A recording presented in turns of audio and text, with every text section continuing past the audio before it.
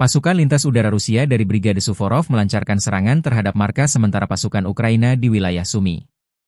Serangan ini dilakukan menggunakan bom berdaya ledak tinggi FAB-1500 yang dilengkapi modul perencanaan terkoordinasi.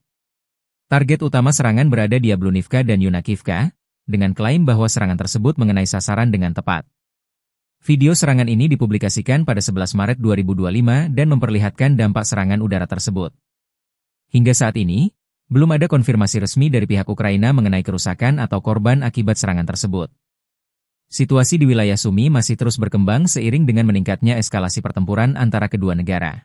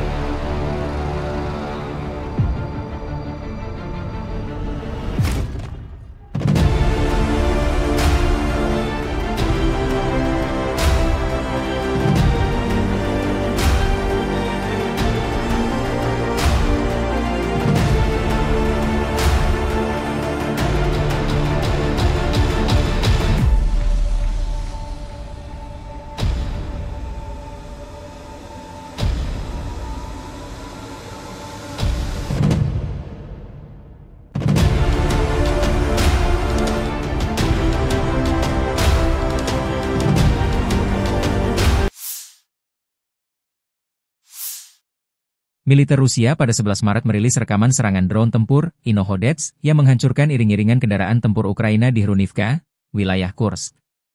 Selain itu, serangan udara Rusia juga menghancurkan jembatan penyeberangan portabel yang digunakan pasukan Ukraina. Rekaman tersebut menunjukkan serangan yang diklaim berhasil mengenai sasaran dengan akurat. Situasi di wilayah Kursk dilaporkan semakin sulit bagi Ukraina, dengan pasukannya yang terpaksa bertahan mati-matian menghadapi tekanan dari militer Rusia.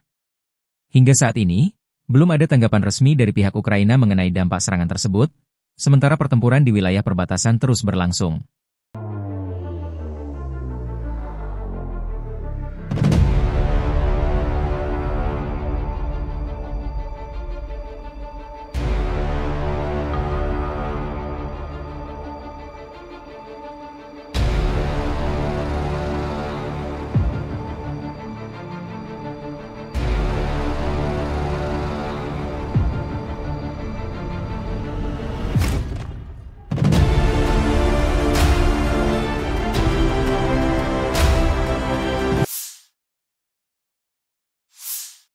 Staf Umum Angkatan Bersenjata Ukraina 11 Maret 2025 melaporkan dalam 24 jam terakhir, terjadi 140 kontak senjata dengan pasukan Rusia. Militer Ukraina klaim menggagalkan berbagai serangan di berbagai wilayah, termasuk Kharkiv, Kupiansk, Liman, dan Pokrov. Serangan musuh yang paling intens terjadi di arah Liman dengan 22 serangan, sementara di arah Pokrov tercatat 21 upaya serangan yang berhasil dipatahkan oleh pasukan pertahanan Ukraina. Selain itu, pasukan penerbangan, rudal, dan artileri Ukraina berhasil menghantam sejumlah target strategis, termasuk 9 titik konsentrasi pasukan Rusia, 12 artileri, 2 pos komando, serta 1 pusat kendali drone. Di beberapa wilayah lain seperti Siversky, Torets, Novopavlivke, dan Orihiv, pasukan Ukraina juga terus bertahan dan menghalau serangan musuh. Di zona operasional Kurshcherchina, 11 serangan berhasil ditangkis dalam sehari terakhir. Militer Ukraina menegaskan bahwa mereka tetap waspada terhadap serangan lebih lanjut dan terus melakukan perlawanan terhadap agresi Rusia di berbagai garis depan.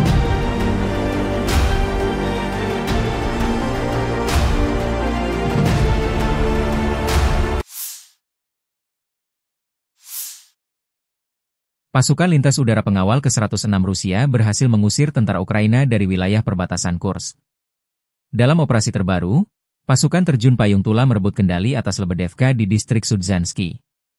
Serangan dimulai dengan menghantam pos komando Ukraina, diikuti dengan serbuan ke pemukiman yang didukung oleh operator UAV.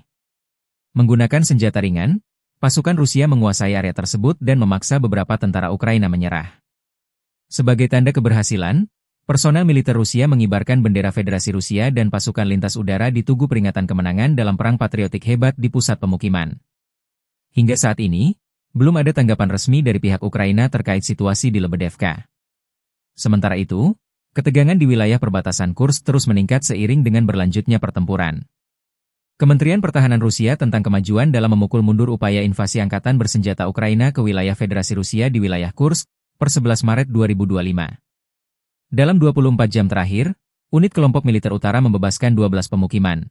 Agronom, Bogdanovka, Bondarevka, Dmitrikov, Zazulevka, Ivashkovki, Kolmakov, Kubatkin, Martinovka, Mihailovka, Pravda, Yuzi dan lebih dari 100 km persegi wilayah-wilayah Kursk.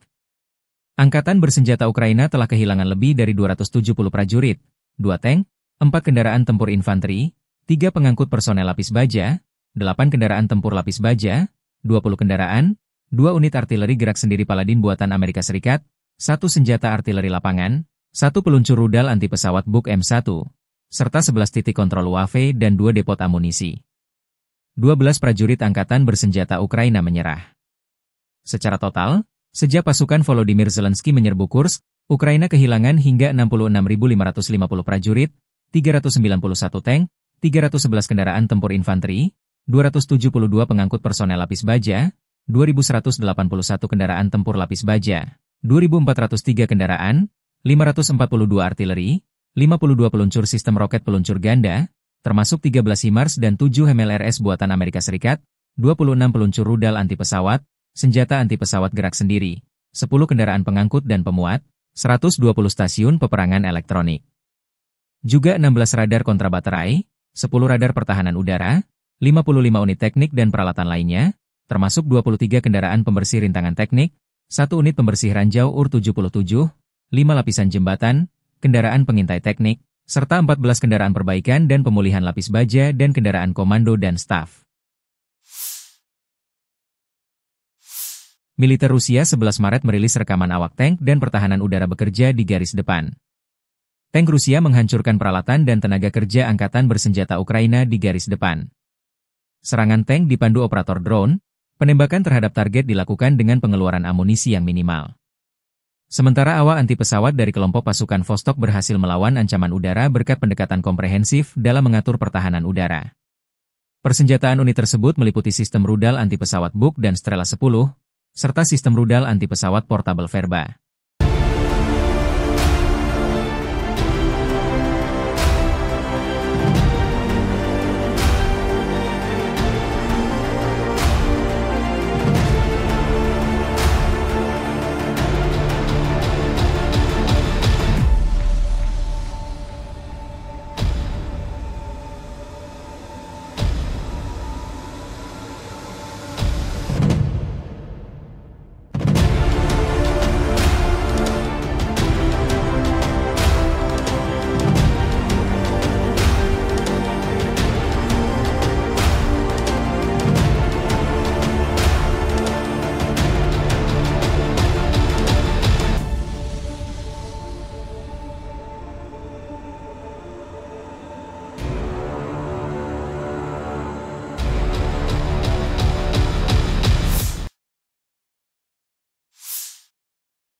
Angkatan bersenjata Ukraina 11 Maret melansir, militer Rusia total kehilangan 887.620 tentara di Ukraina sejak dimulainya invasi skala penuh pada 24 Februari 2022. Jumlah ini termasuk 1.300 korban yang diderita pasukan Rusia hanya dalam sehari terakhir. Angkatan bersenjata Rusia juga kehilangan 11 tank, 23 lapis baja dan infanteri, 75 sistem artileri, 198 drone, dan 134 kendaraan tempur dan pengangkut BBM dalam 24 jam terakhir. Menurut laporan staf umum Angkatan bersenjata Ukraina tersebut, Rusia juga total kehilangan 10.303 tank, 21.423 kendaraan tempur lapis baja, 40.205 kendaraan dan tangki bahan bakar, 24.346 sistem artileri, 1.313 sistem roket peluncur ganda, 1.103 sistem pertahanan udara, 370 pesawat terbang, 331 helikopter, 28.801 pesawat tanpa awak, 28 kapal dan perahu, dan 1 kapal selam.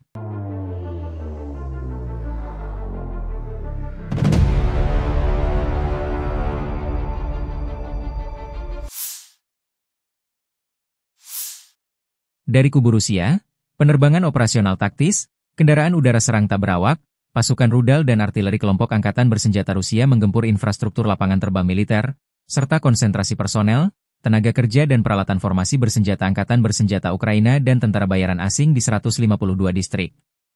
Sistem pertahanan udara Rusia menembak jatuh pesawat MiG-29 milik Angkatan Udara Ukraina dalam pertempuran udara, serta 5 bom udara berpemandu jam, 7 roket peluncur ganda HIMARS buatan Amerika Serikat, dan 50 kendaraan udara tak berawak jenis pesawat.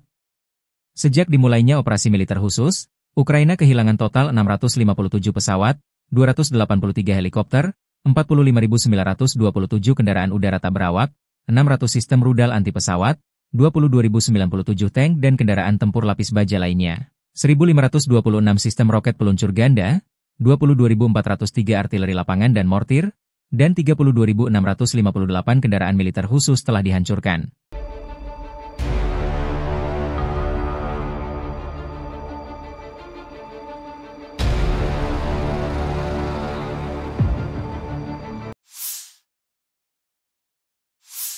Prajurit dari unit penyerang grup pasukan Vostok Rusia dan relawan Timur Jauh Rusia berhasil membersihkan wilayah Konstantinopel di Donetsk Selatan dari pasukan musuh dan merebut kawasan strategis tersebut.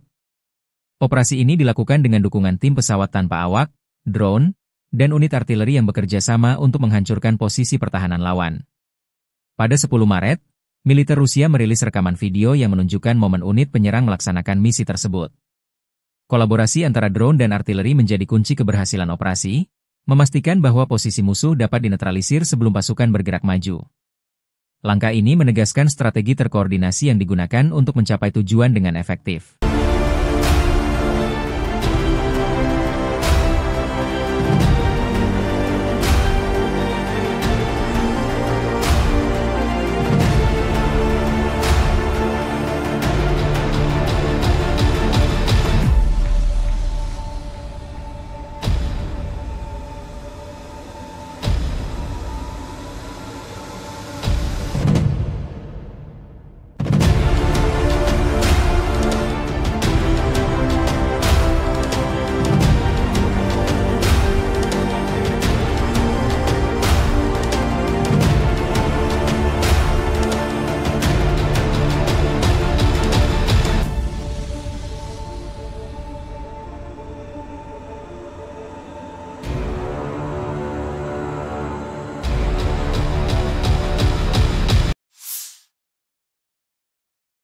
Media-media Ukraina melaporkan serangan drone Ukraina menyerang kilang minyak Novokuibishevsk di Samara Oblast, Rusia, pada 10 Maret. Klaim ini disampaikan saluran Telegram independen Astra dan seorang pejabat Ukraina. Serangan ini merupakan bagian dari upaya sistematis Ukraina untuk melemahkan kapasitas militer Rusia dengan menargetkan infrastruktur penting seperti kilang minyak, lokasi militer, dan gudang logistik di belakang garis depan. Warga setempat melaporkan mendengar ledakan keras dan melihat kebakaran di fasilitas milik Rasneft tersebut. Kilang minyak Novokuibishevsk merupakan salah satu fasilitas terbesar di Rusia, dengan kapasitas produksi mencapai 8,8 juta metrik ton minyak per tahun. Menurut Andriy Kovalenko, Kepala Pusat Penanggulangan Disinformasi di Dewan Keamanan dan Pertahanan Nasional Ukraina, kilang ini memproduksi bensin, bahan bakar diesel, dan bahan bakar minyak yang sangat penting bagi transportasi dan peralatan militer Rusia. Serangan ini terjadi meskipun lokasi kilang berada sekitar 900 km dari garis depan konflik di Ukraina. Hingga saat ini, militer Ukraina belum memberikan komentar resmi terkait serangan tersebut. Klaim ini juga belum dapat diverifikasi secara independen. Namun, serangan-serangan serupa terhadap infrastruktur energi Rusia telah menjadi strategi Ukraina untuk mengganggu pasokan logistik dan operasional militer Rusia dalam perang yang telah berlangsung lebih dari setahun. Pasukan Rusia melancarkan serangan menggunakan rudal Iskander ke pangkalan sementara angkatan bersenjata Ukraina di Zaoleshenka. Serangan ini menambah ketegangan di medan perang dan menunjukkan kekuatan militer Rusia dalam konflik yang masih berlangsung. Video serangan tersebut dirilis pada 10 Maret 2025, memperlihatkan dampak dari rudal Iskander terhadap target di Zaoleshenka. Hingga saat ini, belum ada informasi resmi mengenai jumlah korban atau tingkat kerusakan akibat serangan tersebut.